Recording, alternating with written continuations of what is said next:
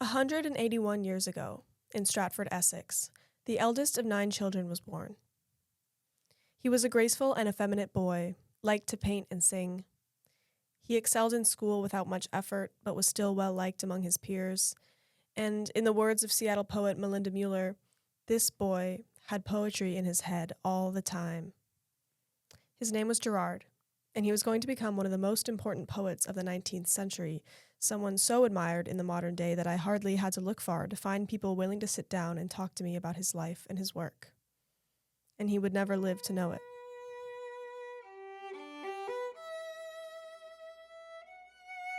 I'm Imogen Rich, and today we'll be taking a look at one of the most interesting, singular, and contemporarily influential poets in the English language, Gerard Manley Hopkins.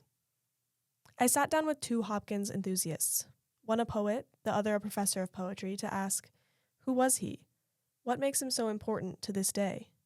We'll be diving into some of Hopkins' poetry about nature, one of his most prominent poetic preoccupations. How do we understand Hopkins' vision of nature, and what can we learn from how he interacted with and saw the world? Gerard Manley Hopkins was born into the whirlwind of technological advancement and societal change that was the second half of the 19th century. It's not the time in which Britain industrializes, which happened, according to most scholars, really in the 18th century, but it was the period in which people realized that Britain had industrialized. That's the voice of Professor Charles Laporte, a professor of Victorian poetics and religion in the English department here at UW. I asked him to describe the Victorian literary period. The 18th century literature on industrialization is much thinner than 19th century literature on industrialization because all of a sudden you're sort of dealing with the consequences, right? And they're very obvious. In other words, Hopkins was living in a world of people grappling with and writing about head-snapping societal and environmental change. When Hopkins was born, his hometown of Stratford was, according to biographer Robert Bernard Martin, still some time away from being the busy part of London that it is today, but it was beginning to lose its rural character. This shift towards urbanization was ubiquitous across England. The year 1851, just 7 years after Gerard Manley Hopkins' birth, was the first time Britain ever saw more people living in towns than in the country. Victorian England was crowded, polluted, and dangerous. Despite massive leaps in technological innovation, public health was failing to improve at the same rate. The life expectancy for men in the year 1850 was 40. In 1900, it was 45. Hopkins died in 1889 at the age of 44, after having spent much of his life, and certainly his final 5 years, in unsanitary, polluted conditions. The rapidly changing world around him did not escape the notice of Hopkins, the boy with poetry in his head. God's Grandeur, that poem is the most ecologically powerful poem I know of among many ecologically powerful poems. Yeah. You're hearing the aforementioned poet Melinda Mueller, who is also a biologist and science teacher. We sat down together one hazy summer day in Suzzallo Library to talk Hopkins. The poem she's talking about, God's Grandeur, is one of his most popular and celebrated. It speaks to the sensation of being alienated from nature by humanity's ever-increasing domination of the earth. Yet, as Melinda points out to me, it never loses its faith in nature and its sense of hope. I cry every time I read It's amazing. the poem. Here's Melinda Mueller reading Gerard Manley Hopkins' poem, God's Grandeur. God's Grandeur. The world is charged with the grandeur of God. It will flame out like shining from shook foil. It gathers to a greatness like the ooze of oil crushed. Why do men then now not wreck his rod? Generations have trod, and all is seared with trade, bleared, smeared with toil, and wears man's smudge and shares man's smell. The soil is bare now, nor can foot feel being shod. And for all this, nature is never spent. There lives the dearest freshness deep down things, And though the last lights off the black west went, oh, morning at the brown brink eastward springs, because the Holy Ghost over the bent world broods with warm breast and with bright wings. I suppose this might be a good time to talk about Hopkins' religion. Gerard Manley Hopkins was born into an Anglican family, but at the age of 22, as an undergraduate at Oxford University, he converted to Catholicism, the start of a lifelong struggle of reconciliation, to reconcile with his family, who were unhappy, to put it lightly, with his conversion to the Catholic faith and eventual priesthood, to reconcile with God, to reconcile his insatiable urge to write poems with his place in the church, to reconcile himself to the dark depression that lived inside him throughout his life. I spoke with Melinda about the role of faith in Hopkins' life. Melinda, as I pointed out to her, had an almost opposite religious history to Hopkins, as she grew up Catholic but is now non-practicing. Despite this, and despite my own personal non-religiousness, Melinda cautioned me not to make the all-too-common mistake of dismissing or ignoring Hopkins' religion.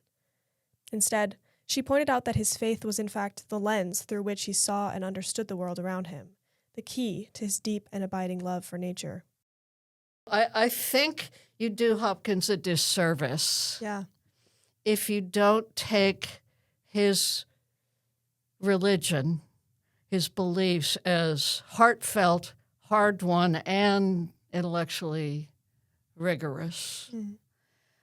He sees that the divine spark he believed in is not just embodied in humans.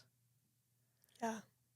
It's embodied in the whole of creation, equally as to humans. Melinda sums up what seems to be at the core of Hopkins' unique and beautiful vision of the world around him. Here's Professor Laporte. Like he's someone who was shook by the beauty. Yeah, you can tell I have a 17-year-old son. But he was, it was, beauty shook him. Mm-hmm. And he was so alive to it. And the reality is the natural world is just unbelievable. Like, it's too beautiful for us. Mm. We don't even deserve it, right? But we become inured to that, and we sort of take it for granted. And you go back to the Biographia Literaria, and someone like Samuel Coleridge is like, look, this is what good poetry does, is it sort of reawakens you to, because humans are stupid, and we take things for granted. Yeah. But we can be made alive to them again if a good poet can wake us up. This is who Hopkins is. To me, to Melinda, to Professor Laporte, and to the growing number of others out there who worship Hopkins. A good poet who can wake us up. I told Professor Laporte that I had the feeling that Hopkins was only growing in popularity these days. He concurred. Like, if you talk to a lot of contemporary poets, the creative writers in our department, when I came to this department, and the creative writers came to me, and I mentioned that I specialized in Victorian poetry, and they weren't like all ooh Tennyson, or ooh Felicia Hemans or whatever. They were like, ooh, Hopkins. Talk to us about Hopkins. Yeah. It's undeniable. He has clout. For Professor Laporte, it's something in the pyrotechnics of Hopkins' language that allows his poetry to transcend time in this way. Melinda has similar thoughts. She tells me she can pinpoint the very first time she ever heard a Hopkins poem. It was when she was in 8th grade at a Catholic school. One afternoon, a group of theater students from Gonzaga University came to our classroom. Mm-hmm. They read a number of things to us, one of which was Hopkins' Spring and Fall to a Young Child. And my hair stood on end. You can do that with language? Yeah. These peculiarities of language, invented words, upside down and inside out syntax, unusual meter, This unique grasp of language that makes Hopkins, in Laporte's words, a unique genius, or in Melinda's, a one-off, also seemed to contribute to his unpopularity in his own day. So he totally wasn't understood by his contemporaries. Right. He wrote his best friend. That's Robert Bridges, friend and correspondent of Hopkins, and one of the few people to read Hopkins' poems during his lifetime. He eventually published Hopkins' poetry for the very first time in 1918, nearly 30 years after his death. And sent him his first major poem after his conversion, The Wreck of the Deutschland. Mm-hmm. And his friend wrote back, like, this is nonsense. And Hopkins, in his letter to Bridges, this is like in 1877, he writes, "You say you would not for any money read my poem again. Nonetheless, I beg that you will." Like, that's just very funny. So, not exactly appreciated in his own time.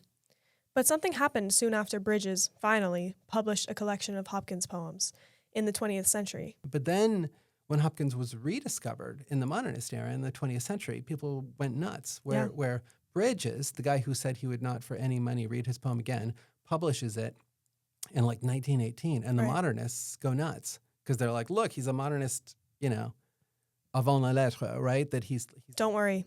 I also had to Google what that last part meant. It translates to before the letter, meaning, roughly, the act of doing something before there was a name for it. And that's sort of what this episode is about. Hopkins saw the world and the more than human residents of this world in a way that the dominant colonial Western world didn't, and still doesn't, not meaningfully, have a name for. And he was able to convey that, get right into the heart of the world and share what he saw in the most powerful way he knew how, with invented words, upside down and inside out syntax, and unusual meter, with poetry. I asked Melinda what poetry does in simplest terms. It is a way of expressing that you can't quite do in prose. Mm-hmm. The phrase poetic license. Hopkins is, of course, the epitome of that. But let's go back to that poem Melinda mentioned earlier, the first Hopkins poem she ever heard, Spring and Fall. As it happened, I had my conversation with Professor Laporte a few days before I sat down with Melinda. I had asked him beforehand to bring in a poem to read aloud, the Hopkins poem he would share with someone who had never heard of Gerard Manley Hopkins. He read me Spring and Fall, which is why it felt somehow fated, poetic even, that Melinda should name it as the very first Hopkins poem she ever heard, Echoes and Echoes. Both of my guests ended up giving me beautiful readings of this short poem.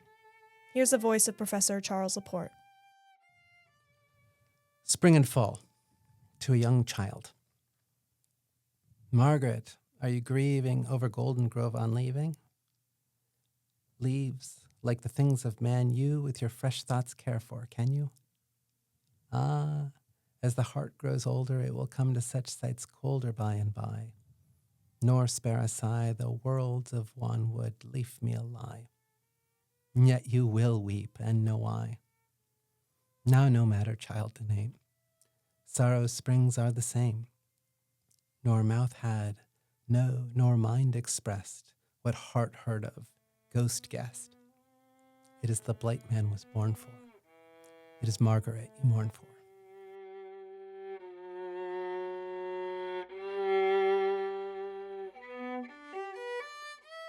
Now, I know this may seem like a stretch, but I'm pretty sure Spring and Fall might be the first Hopkins poem I ever heard, too. It was definitely one of the first. Unlike Melinda, I had never heard of this man until I started college. In my introduction to the English major course during my very first quarter at UW, we were assigned 4 or 5 Hopkins poems as part of some reading homework. I found them completely bizarre and impenetrable, reading them silently in my dorm, until I got to class. I remember my professor reading a couple poems aloud, explaining roughly the meaning of some of the more perplexing lines. I remember suddenly feeling a shift as colors, images, sensations began to slide into place. hearing the music of Hopkins' verse aloud. That changed things. I saw Margaret, the little girl mourning the loss of a tree's leaves in the fall, not understanding it would happen year after year. I felt the wistfulness and despair of the speaker watching her. It's not shocking that spring and fall seems to come up again and again in Melinda, Professor Laporte, and I's conversations and lives. It's one of Hopkins' most well-known poems. It's short, as Laporte points out, and memorable.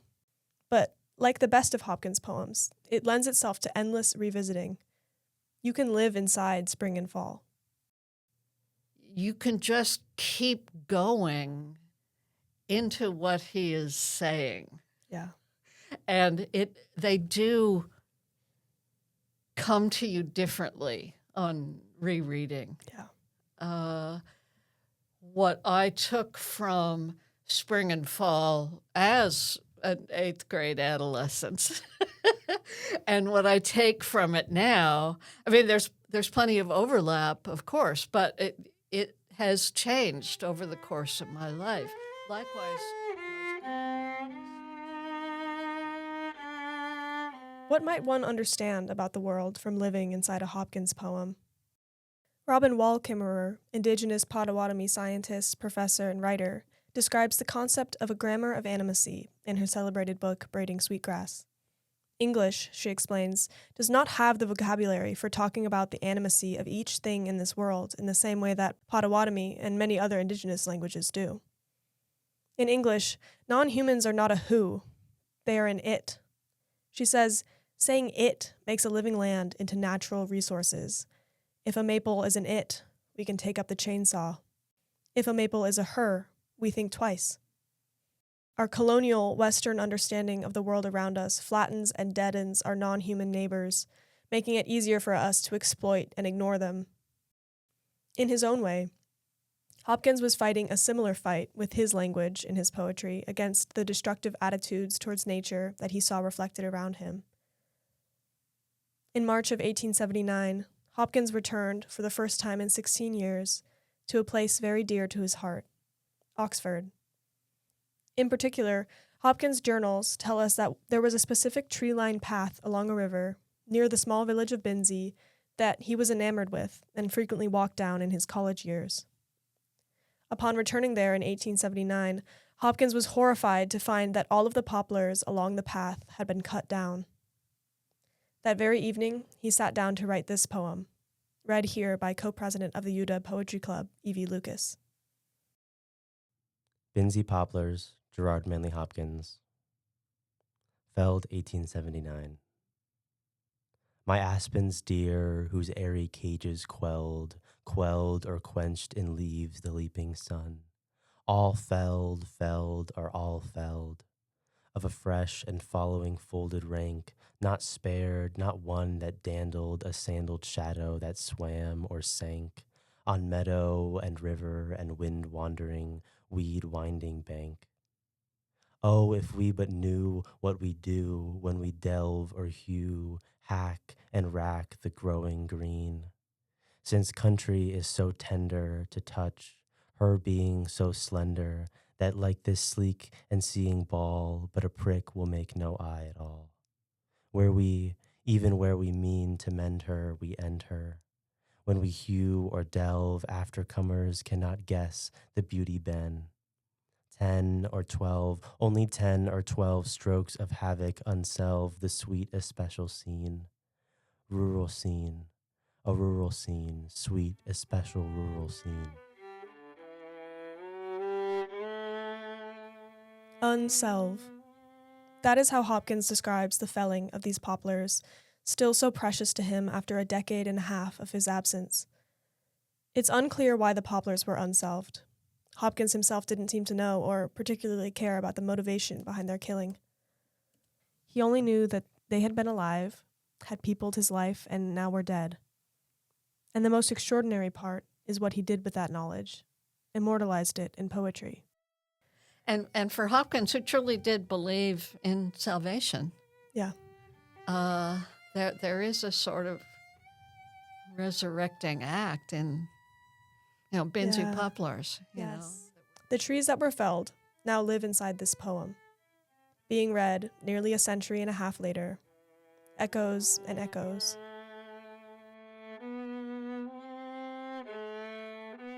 Hopkins did not invent a new way of seeing the world. He was not the first, and is not the last person, to see that the language we use is not only reflective of, but is also formative for how we exist in relation to nature. How we talk about the world is how we understand it. But what my conversations with Melinda Mueller and Professor Laporte solidified for me is that Hopkins is not going away. That power that lives in words, its ability to define us, keeps Hopkins alive to this day. Robin Wall-Kimmerer wonders if a grammar of animacy could lead us to whole new ways of living in the world. I wonder if maybe from living inside a Hopkins poem, Hopkins might come to live inside us, too. I will always wonder if Gerard Manley Hopkins knew that what he was doing was extraordinary. And do you know what his last words were? I don't. I am so happy.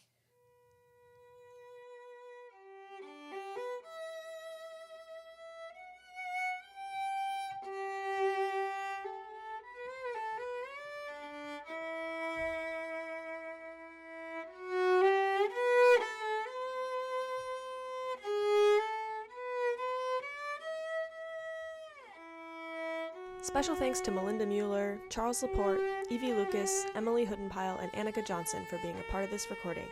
Thank you to my peer review group for always believing in me, and all of my SIA classmates and instructors, the UW librarians, my family, and Sophie for the endless support. All music from this episode was performed by Annika Johnson. And thanks to Ira Glass, who was not at all involved in this podcast, but whose spirit I was trying desperately hard to channel. Until next time, this has been Imogen Rich.